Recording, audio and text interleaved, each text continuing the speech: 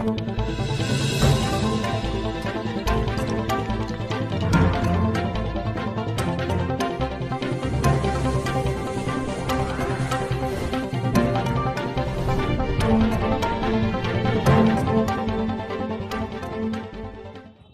मैं केसी मिश्रा। आप देख रहे हैं संभावदूत न्यूज और इसकी एक आह्वान मात्र पर हम दीदारगंज विधानसभा के अंदर इंटर्ड हैं, जहां आजमगढ़ के अंदर ये विधानसभा आती है, जहां पर उस विधानसभा के भीम आर्मी चीफ जो विधानसभा अध्यक्ष कहे जाते हैं, आज उनके यहाँ एक तिलकोत्सव का कार्यक्रम। उस मौके पर यहाँ भीम आर्मी के बहुत सारे पदाधिकारी और जिलाध्यक्ष महोदय जो कई जिलों से हैं, हम उनसे रूबरू उन्हीं से होना चाहेंगे।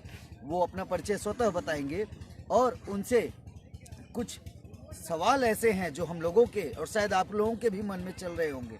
हम उनसे जानेंगे कि क्या कुछ चल रहा है इस प्रदेश की सियासत में, जिसमें चंद्रशेखर रावण एक ऐसा नाम बन चुके हैं जो बहुत तेजी के साथ उभरते हुए एक दलित नेता के रूप में उत्तर प्रदेश ही नहीं बल्कि ये कह लीजिए कि भारत के हर हिस्से तक उनकी छाप छूट रही है।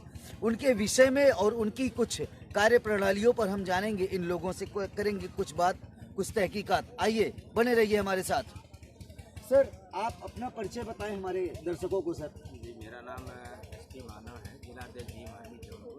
जी, एसपी मानव जी, आप बताइए कि जो आपके राष्ट्रीय अध्यक्ष चंद्रशेखर जी का नाम गूंजने लगा है, इसके पीछे वजह क्या है? जबकि जब तक इनका आगाज नहीं हुआ था सियासत में, आपका यूथ कहीं न कहीं उपेक्षित था और पीछे छूटा हुआ था। आज जो सियासत में नई पारी आप लोग खेल रहे हैं, इनके साथ रह रहे हैं, तो इसके पीछे राज क्या है? इतना चर्चित क्यों हो गए?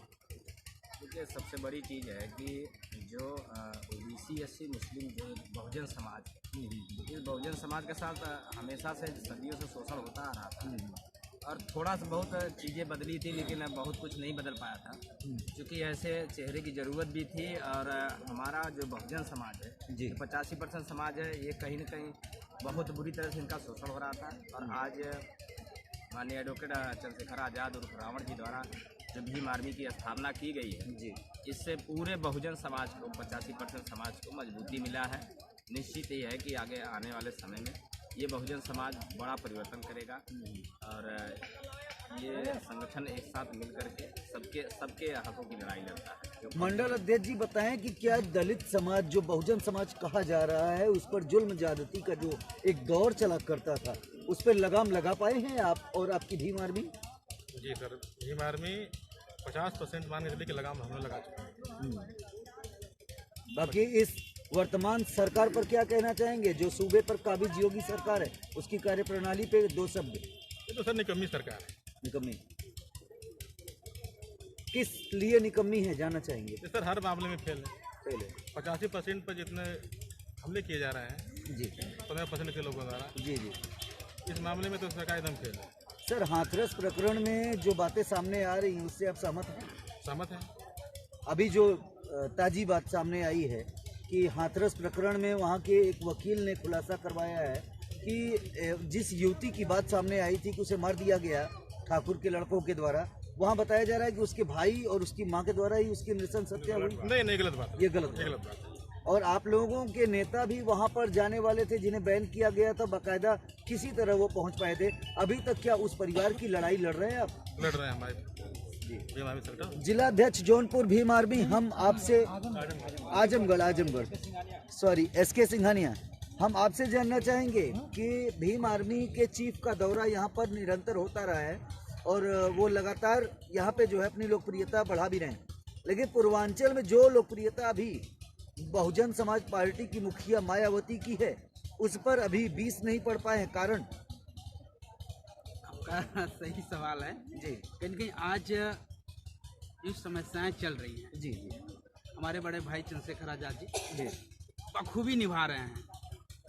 कभी तो ये दावे के साथ नहीं कह सकता मैं, लेकिन आने वाले समय में हम लोग भी, आने वाले वक्त में आप लोग ये बहुजन समाज को इकट्ठा करके एकमात्र, आज आपका चुनाव चिन्ह तय हो गया है? नहीं सर, अभी वो ऑटो रिक्शा मिला था, अभी ऑटो बिहार वाले में देख लीजिए। जी जी। बिहार में आप कितनी सीटों पे चुनाव लड़े थे?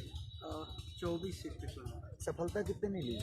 सफलता तो नहीं मिली, लेकिन जातीय समीकरण जो सभी कर रहे हैं वो वोटों का आकलन मिला है। जी, वो मिला है मिला है और बेहतर कहीं लड़े कहीं हैं। बहुत बेहतर मिला है, बहुत अपेक्षा बेहतर जितने की मिला थी है। उससे बेहतर लड़े। जी हाँ जी, उससे बेहतर। नहीं, हम संभवदूत न्यूज देखते रहिए, सब्सक्राइब कीजिए, लाइक कीजिए।